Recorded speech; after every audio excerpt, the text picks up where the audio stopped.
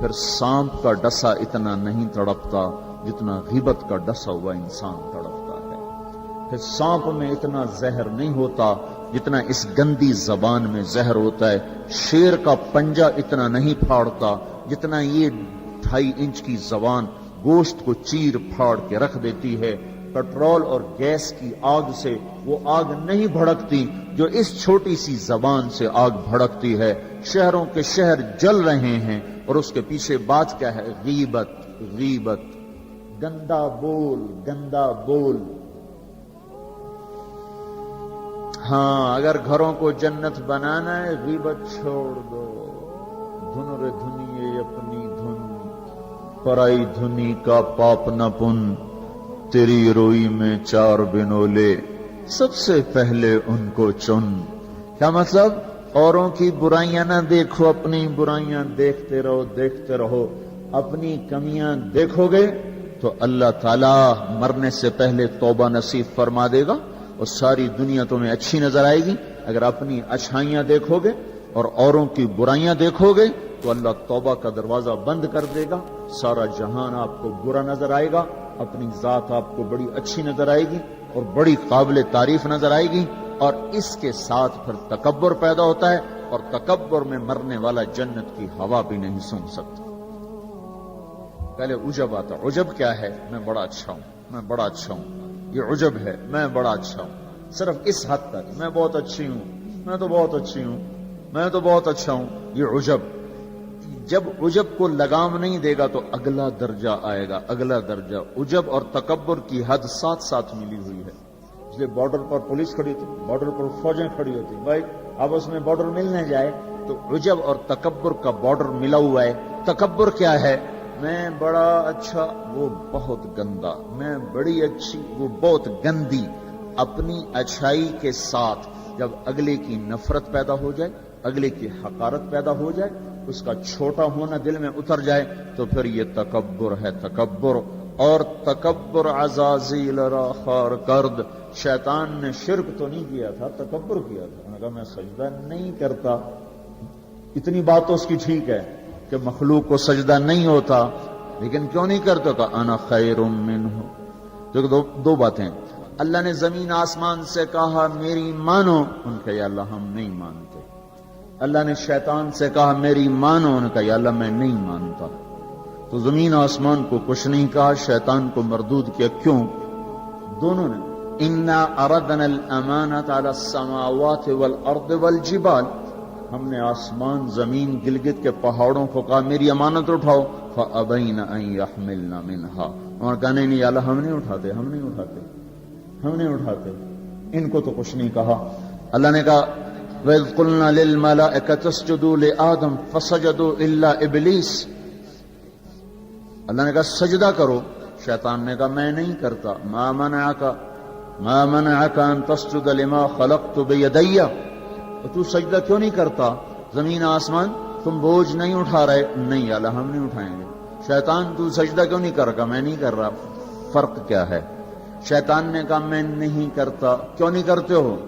انا خیر منہ، میں اچھا ہوں، یہ برا ہے. خلقتنی من نار، میں آگ سے بنا، آگ اوپر جاتی. دیکھو نا، دیا سلائی کو آگ لگاؤ اور اس کو الٹا بھی کرو تو آگ اوپر جاتی، آگ اوپر جاتی. خلقتنی من نار وخلقتہ من طین. میں آگ سے، یہ مٹی سے. استخبر، وہ متکبر ہوا، نہ کہ دفع ہو جا. اچھا زمین آسمان نے کہا ابے یا اللہ ہم نہیں اٹھاتے. اللہ کہا کیوں؟ واشفقنا منها، یا اللہ ہمیں تیرا ڈر لگتا ہے، یا اللہ ہمیں تیرا خوف ہے کہ ہم تیری امانت اٹھا نہیں سکیں گے. یا اللہ ہماری ہمت نہیں کہ ہم تیری امانت. اشفقنا منها، وہ ڈر گئے کہ یا اللہ ہمارا بس کا نہیں ہے. اللہ کا جاؤ معاف کر دیا. انہوں نے کہا میں اچھا. ان کا تو مردود ہے قیامت تک کے لیے. تو میرے بھائیوں بہنوں، ایک بہت بڑی آگ ہے جو جنگل کی آگ سے بھی زیادہ شدید ہے، اور یہ زبان کا غلط بول ہے. یہ غیبت ہے. یہ غیبت جو سب سے زیادہ انسانوں کو جہنم میں لے کر جائے گی، سب سے زیادہ انسانوں کو جہنم میں گرائے گی. عیسیٰ علیہ السلام گزر رہے تھے، ایک ڈاکو بیٹھا تھا پہاڑ کی چوٹی پر. اس کی نظر پڑی، اس کو خیال آیا میں کیا زندگی گزار رہا ہوں. انہوں نے کہا یا اللہ میری توبہ مجھے معاف کر دے، آئندہ تیرے نبی کا ساتھ دوں گا، اور یہ کہہ کر پہاڑ سے نیچے اتر آیا اور ساتھ چل دیا۔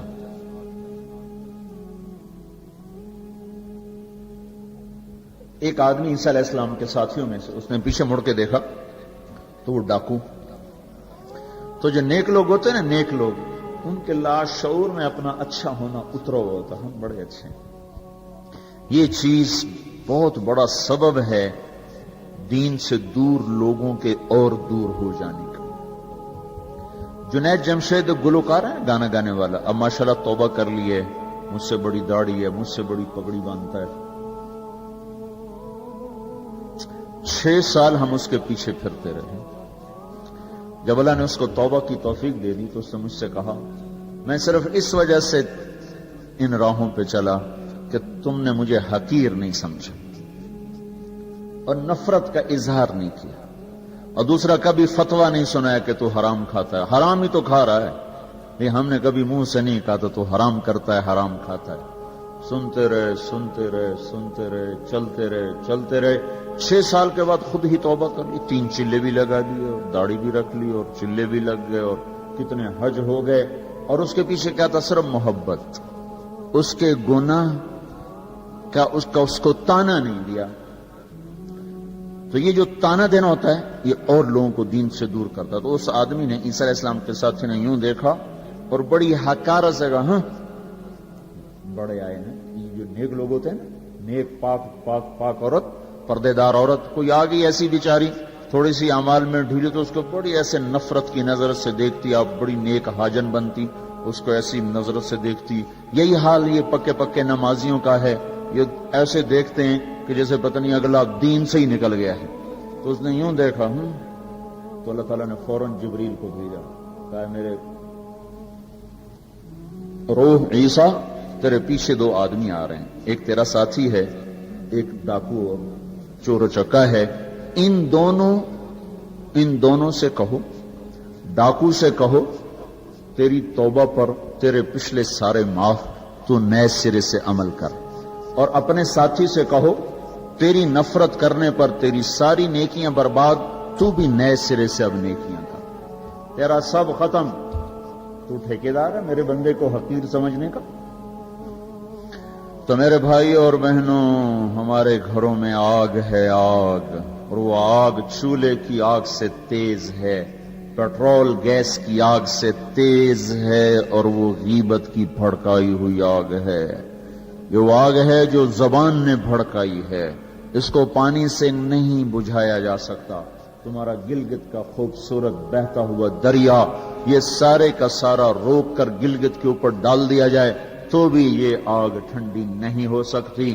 اس آگ کو ٹھنڈا کرنے کا اللہ تعالیٰ ہی نے کہا ہے طریقہ، جو بتایا کہ لا یغتب بعضکم بعضا، بند کر لو زبانیں، غیبت مت کرو، لا تجسسوا، ہمارے نبی نے کہا کسی کی ٹو نہ لگاؤ، کیا کرتی ہے کیا کرتا ہے، لا تحسسوا لا تجسسوا، تحسس کیا ہے؟ خود پیچھے پیچھے پھرنا، اور تجسس کیا ہے؟ کسی کو پیچھے لگ جاؤ، دیکھو کیا، جیسے پولیس بھی نہیں حکومت والے CID لگاتے ہیں نا، CID، یہ تجسس ہے، تجسس جاسوس، اسی سے جاسوس ہے، تجسس سے جاسوس، اور وہ رپورٹ لکھتے ہیں، وہ الٹی لکھیں سیدھی لکھیں، اسی پہ فیصلے ہوتے ہیں۔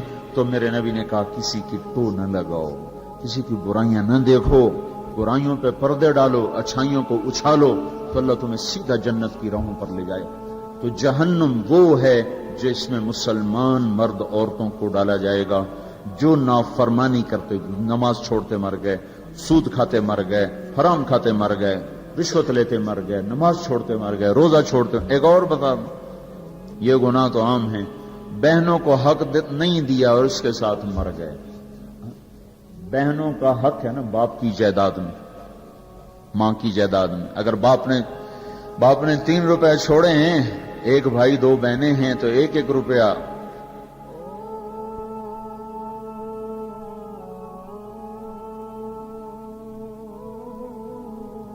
ایک بہن کو ملے گا، 1 روپے ایک بھائی کو ملے گا، 2 روپے ایک بھائی کو ملے، اور آدھا آدھا ان کو ملے گا۔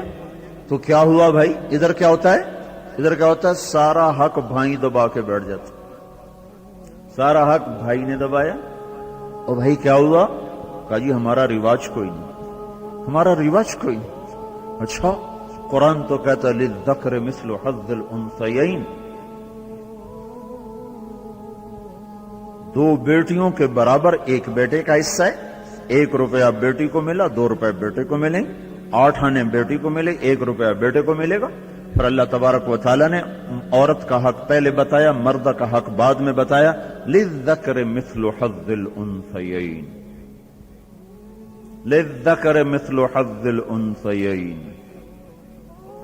اور یہاں ساری گلگت کی وادی بہنوں کا حق کھا جاتی ہے، اور کوئی کہتا بھی نہیں کہ حرام ہو گیا، حرام ہو گیا۔ کوئی رشوت کھائے تو کہتے رشوت کھاتا ہے، کوئی سود کھائے کہتے بڑا مجرم ہے سود کھاتا ہے، کوئی ڈاکہ ڈالے تو کہتے بڑا ظالم ہے ڈاکے مارتا ہے۔ سارے گلگت والوں نے بہنوں کے حق پہ ڈاکہ مارا، نہ کوئی مقدمہ ہوا، نہ کوئی فریاد ہوئی، نہ کسی نے ہائے کی، اور کسی بہن نے کچھ مانگ بھی لیا تو الٹا اس پہ چڑھائی ہو گئی۔ بہنوں کا حق کھاتا ہوا مر گیا، جنت کی ہوا بھی نہیں لگی۔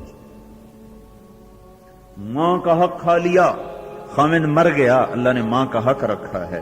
اولاد ہے تو 8واں حصہ ماں کا ہے، اولاد کوئی نہیں 4تھا حصہ ماں کا ہے۔ باپ مر جاتا ہے، مائیں بیچاری فقیر بن کے بچوں سے خیرات مانگتی ہیں، حالانکہ اللہ نے خامن کے حق میں سے 1/8 ماں کا حق رکھا تھا، کوئی نہیں دیتا۔ ماؤں کا حق ہڑپ، بہنوں کا حق ہڑپ، اور پھر اس کے ساتھ یہ احساس بھی نہیں ہے کہ میں مجرم ہوں، میں نے ظلم کیا ہے، یہ احساس ختم ہو گیا ہے۔ تو بھائیوں میرے بہنوں، اللہ نے جہنم کو بنایا ہے نافرمان مسلمان مرد عورت کے لیے۔ اگر توبہ نہ کی تو اس میں جانا ضرور ہے۔ جو ہے نا آخری آدمی ہے جو نکالا جائے گا، جب وہ نکالا جائے گا تو اللہ تعالیٰ کہیں گے اس کو نکالو، ایک آدمی دوزخ میں اس کو نکالو، تو وہ جبریل آ کر کہیں گے بھی اس کو نکالو، تو دوزخ کا فرشتہ مالک کہے گا کہ دوزخ نے ایک کروٹ بدلی ہے، اس میں ہر چیز کو اس نے الٹا پلٹا کے پھینک دیا ہے، مجھے سمجھ میں نہیں آ رہا وہ کہاں پڑا ہوا ہے۔ تو جبریل کہیں گے یا اللہ وہ مالک کو پتہ نہیں چل رہا وہ کہاں پڑا ہوا ہے، تو اللہ تعالیٰ کہیں گے جاؤ فلاں پتھر کے نیچے دبا پڑا ہے۔ میں نے پتھر بتایا تھا نا، پتھر کیا ہوتا ہے، پتھر کیا ہوتا ہے، جس کے نیچے پہاڑ بھی پگھل کے پانی بن جائیں گے۔ اللہ تعالیٰ کہیں گے فلاں دوزخ کے کونے میں پتھر کے نیچے ہے، تو جبریل بھی اندر جائے گا اور وہ مالک بھی اندر جائے گا۔ وہ پتھر کو اٹھائیں گے تو نیچے منہ کے بل گرا پڑا ہوگا، اور اس کے اوپر آگ ہی آگ ہوگی، اور وہ زبان سے کہہ رہا ہوگا یا حنان یا منان۔